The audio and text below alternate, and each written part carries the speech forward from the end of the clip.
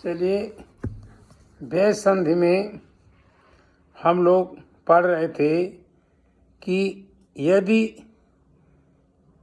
यदि किसी वर्ग के प्रथम वर्ण के सामने यदि कोई स्वर आता है तो उसके व्यंजन के स्थान पर उसी वर्ण का तृतीय अक्षर ग, क, ख, ग आ जाएगा, च, छ, ज आ जाएगा, ट, ठ, ड़ आ जाएगा, ट, ठ छूट जाएगा, ड़ आएगा, प, फ, ब आ जाएगा होता है। माने यदि किसी वर्ग माने कवर्ग, चवर्ग, टवर्ग, तवर्ग, पवर्ग इस तरह है, तो यदि किसी वर्ण के सामने प्रथम वर्ण के सामने जो पहला अक्षर है उसके सामने माने क है अगर है, च है, इसके सामने अगर कोई स्वर आ जाए तो वह वर्ण जो है वो उसका तीसरा वाला अक्षर बन जाता है। जैसे क वर्ग का पहला क है, उसके बाद सामने कोई स्वर आ जाए माने आ जाए, ई आ जाए, तो जो पहला क है वो बदल करके ख ग हो जाएगा। जैसे दिक में क्या है, दी पर छोटी ई की मात्रा और क आधा क है, दिक।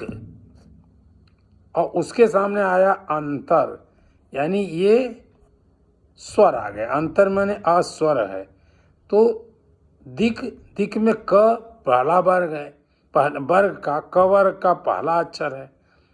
तो ये अंतर जो है मतलब सवर्ग है, मतलब वो उसमें स्वर है, स्वर से शुरू होता है। तो दिग का क का ग बन जाएगा, दिग अंतर, दिग आधा ग होगा, तो फिर उसे मिलके दिगंतर हो जाएगा।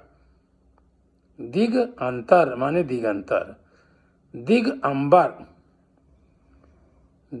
अंबर माने दिगंबर। वाक धन ईश्वर, तो क पहला है और उसके सामने ये सवर्ग है, मतलब उसका ये आ गया, स्वर व्यंजन है, स्वर है। तो स्वर ईश्वर स्वर है और क पहला अक्षर है, तो क की जगह तीसरा बन जाएगा, क छूट जाएगा, ख छूट जाएगा, ग बन जाएगा। तो बागीश्वर।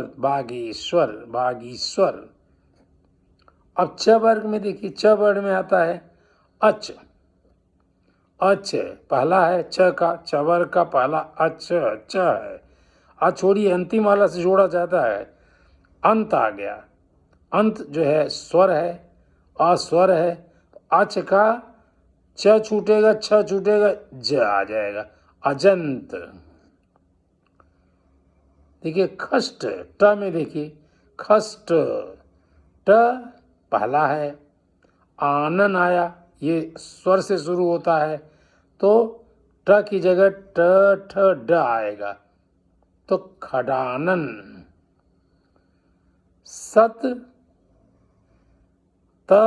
सत्वर्ग का पहला है, तो तीसरा आएगा, आशय माने स्वर है, स्वर से शुरू होता, आ स्वर है, तो सदाशय बन जाएगा। त छूट जाएगा, थ छूटा, द आ जाएगा उसकी जगह, सदाशय हो जाएगा। सत आनंद, त पहला है, आनंद जो है स्वर से शुरू होता है, तो त की जगह द बन जाएगा, सदानंद। सदुपयोग, सत आचार, सदाचार, जगत ईश, जगदीश, उदय, कृत अंत, कृदंत, शुभ अंत, सुबंत। अब दूसरा देखिए कि यदि किसी वर्ग के प्रथम वर्ण के सामने यदि वर्ण का तीसरा चौथा वर्ण या य र ल व हो, तो उस वर्ण के प्रथम वर्ण के स्थान पर उसी वर्ण का तीसरा वर्ण हो जाएगा। जैसे तीसरा वर्ग, प्रथम वर्ग है वाक, और दूसरे का क्या आया, यहाँ स्वर नहीं है, द है, त थ द है, तीसरा आया। यदि वर्ण का तीसरा आए, तीसरा चौथा, तीसरा या चौथा या अलावा हो जाए तो वाक ये क वर्ग का है क, और जो द का आया त थ द, नहीं तीसरा आया तो क्या हो जाएगा, वाग्दंत, वर्ण का तीसरा हो जाएगा, क ख ग बन जाएगा, वाग्दत्त। वाक जाल, वाग्जाल, भगवत भक्ति, भगवत भक्ति, भगवत गीता, इस तरह आप बनाएं। अब देखिए और आगे बढ़िए। नियम 3, यदि अनुस्वार के बाद स्वर होता है, अनुस्वार क्या होता है, अह, अंग जो है ये अनुस्वार है, जैसे अंक, अंग अनुस्वार है, आ पर जो अनुस्वार बिंदी लगी वो अनुस्वार है। यदि किसी अनुस्वार के बाद स्वर होता है, अनुस्वार के बाद स्वर आता है, दूसरे शब्द का स्वर होता है, तो स्वर तो अनुस्वार म में बदल जाएगा। जैसे संग आचार, तो संग जो है अनुस्वार है, आचार जो है स्वर है, अच्छा स्वर से शुरू होता है, तो संग जो है सम हो जाएगा। ये सम आचार, समाचार हो गया। एवं अस्तु, एवं तो जो अनुस्वार है वो म बन गया, एवं अस्तु। स्वयं एव, स्वयं बन जाएगा, स्वयं का स्वयं बन जाएगा, एव स्वयं एव। संग धनहार, संहार, संयोग। अब इसमें और कहा है कि यदि म में बदल जाएगा, परंतु यर लव सख सह, यर लव सख स हो तो अनुस्वार नहीं बदलेगा। संहार यहाँ नहीं बदला क्योंकि स से था। अनुस्वार जो है तब बदलेगा जब वो यर लव सख सह न हो। अगर संग पर स पर लगा है तो ये संहारी रहेगा। संयोग है तो संयोग रहेगा, क्योंकि ये एर अलावा सका सह से शुरू होता है। और संग आचार है तो ये समाचार बन गया, वहाँ बदला। यदि अब इस चौथा नियम बता रहे हैं, यदि किसी वर्ग के प्रथम वर्ण, यदि किसी वर्ग के प्रथम वर्ण के आगे किसी भी वर्ण का पंचम वर्ग होगा तो प्रथम वर्ग भी अपने वर्ग के पंचम वर्ग में बदल जाएगा। यानी वाकमय, वाक प्रथम वर्ण है, कवर्ग का प्रथम क है।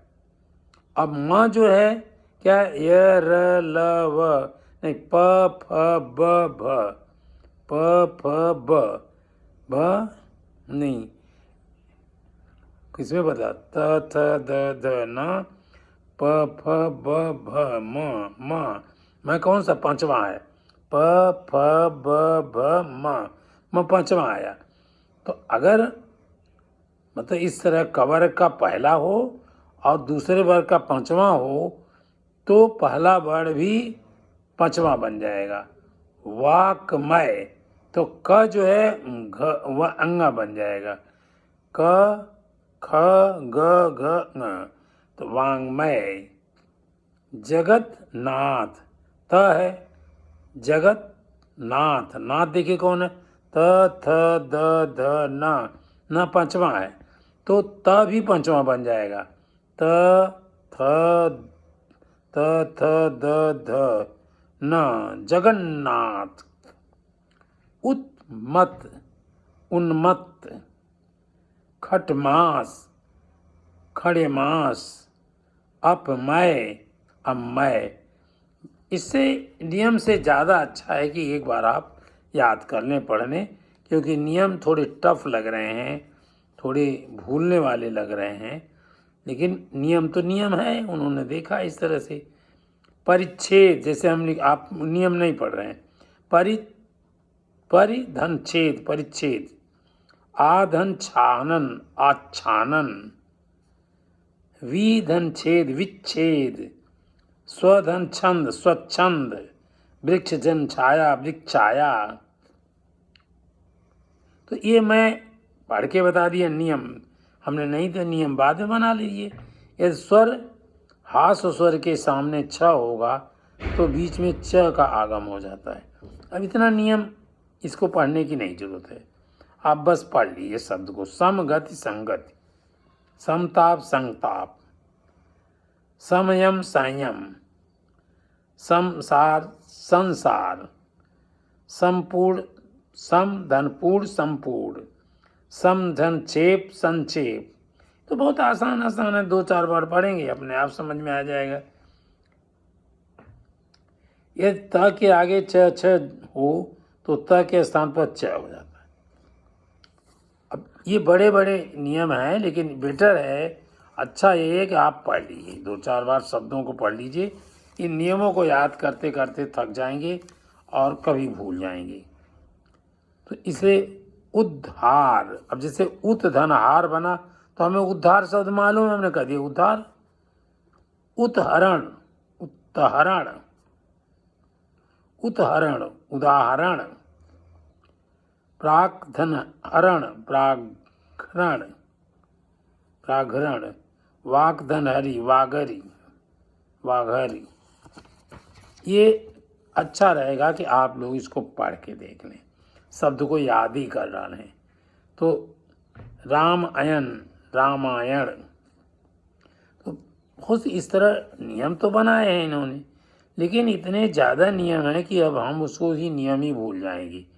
तो इससे अच्छा है कि राम अयन, तो हम रामायण याद कर लेंगे, और जब रामायण पूछेंगे तो रामायण कर देंगे, हम राम धन आयन कर देंगे, ये संधि विच्छेद हो जाएगा।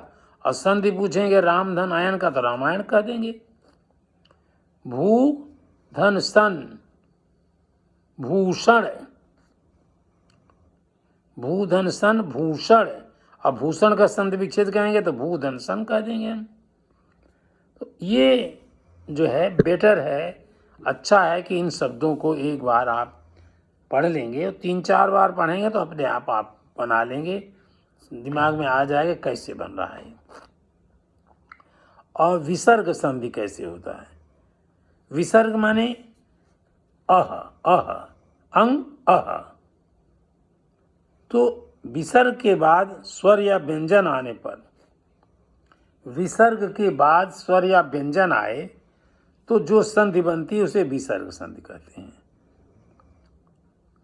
इस संधि में विसर्ग के स्थान पर कोई अन्य वर्ण आ जाता है या विसर्ग का लोप हो जाता है। यदि विसर्ग के पूर्व अ हो तो उसके आगे अ छोड़कर अन्य वर्ण आए तो विसर्ग का लोप हो जाएगा। अतः, धन एव, अतएव, विसर्ग ही खत्म हो गया, अतएव। अब बेटर है, अब जैसे याद हो गया अन अत धन एव, हमको अतएव मालूम था। मन अनुकूल, मन अनुकूल, मन अनुकूल, मनोनुकूल।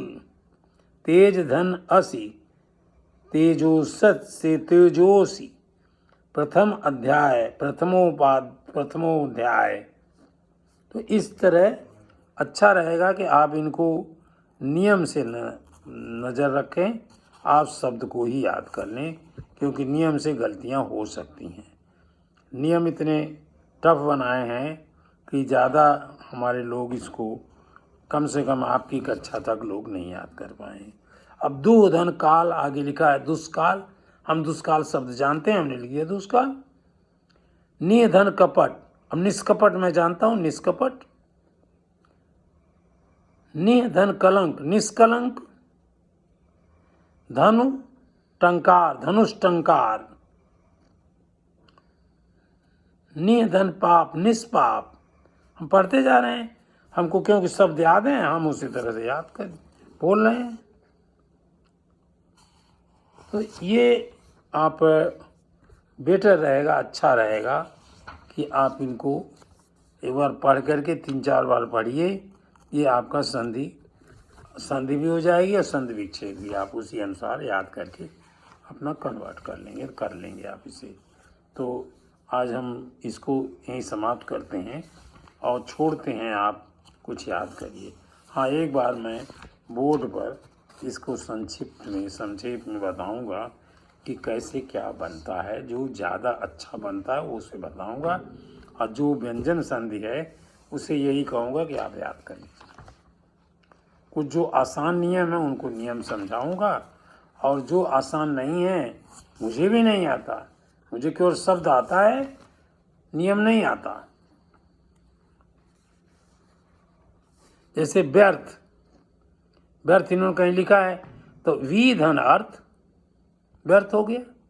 अब नियम में उसी से बनाऊंगा। फिर विद्यान्वति, विद्या धन उन्नति, व्याप्त, वी धन आप्त। तो आप 4-5 बार पढ़ेंगे तो अपने आप ये सारे शब्द याद हो जाएंगे। हाँ, ये शब्द आपके अभी प्रयोग में कम होंगे, ये मैं मान रहा हूँ, लेकिन अब प्रयोग तो होने हैं। तो आप इसको करिए, और कम से कम कंपटीशन के लोग ढेर सारे इन शब्दों को देख लें। नियम से वो भी बनाएंगे तो घंटों लग जाएगा, उनके क्वेश्चन छूट जाएंगे, उनके प्रश्न छूट जाएंगे। इससे अच्छा है कि आप शब्द को अपने आप याद कर लें, और याद कोई इस तरह रटना नहीं है। जब आप पढ़ेंगे तो आपको याद हो जाएगा। 4-5 बार पढ़ेंगे, अपने आप दिमाग में जब भी धन अर्थ लिखा तब व्यर्थ हो गया। और जब नियम बनाने के बाद तो आप उसी नियम भी बना लोगे। अगर जरूरत हो, नियम बनाना नहीं पूछा जाएगा। अभी तक तो मैंने देखा नहीं कि नियम बनाना पूछा हो, लेकिन नियम से आपको संधि करनी है या संधि विच्छेद करना है। नियम से संधि करना आसान है, संधि विच्छेद करना कठिन है। तो हम अगर शब्द याद कर लें तो हमारा संधि भी आसान हो जाएगी और संधि विच्छेद भी आसान हो जाएगा। तो अच्छा ये है कि हम शब्द ही याद कर लें। अब 4 शब्द, वी धन अर्थ व्यर्थ हो गया, नि धन पाप निष्पाप हो गया। अब निष्पाप आप कहते भी हो, वो बहुत अच्छा है, निष्पाप ही है, उसके पर कोई पाप नहीं लगा है। तो आप ये शब्द कहते हो तो हम उसी को प्रयोग कर लेते हैं, और इसको लिख करके एक तरह से गणित की तरह मैं आपको कुछ जो अच्छे रूल हैं, अच्छे नियम हैं, उनको समझा दूँगा, और शेष आप शब्दों को याद करिए। ढेर सारे शब्द मिले, उनका पूछिए, नहीं तो मुझसे भी पूछिए कि इसका क्या होगा, तो मैं उससे भी बताऊंगा। नहीं आएगा ढूंढ के बता दूंगा, कोई शर्माने की थोड़ी ना बात है। जब मुझे नहीं आएगा तो मैं ढूंढ के बताऊंगा, मैं भी किसी से पूछ के बता दूंगा, लेकिन मैं बताऊंगा। आप शब्दों को पढ़िए। मैं यही सारांश में कहूँगा कि आप शब्द अधिक जानें और उससे ही संधि विच्छेद कर दें और उसी से संधि कर दें। संधि अपने दिमाग में आ जाएगी। अब आत्मोन्नति, आत्मोन्नति, तो हम कहेंगे आत्मा धन उन्नति या आत्म धन उन्नति, आत्मोन्नति हो गया। इस तरह आप शब्द करेंगे, और फिर हम लोग कल परसों में इसका सारांश एक बार मैं दूंगा। हो सकता है कल दूं, तो आप उसे देख लीजिए। जो आसान नियम होंगे उनका सारांश दूंगा, शेष के लिए यही कहूँगा शब्द याद कर लीजिए, क्योंकि नियम इतने टफ हैं कि उससे बना नहीं पाओगे, घंटों लग जाएगा। धन्यवाद जी।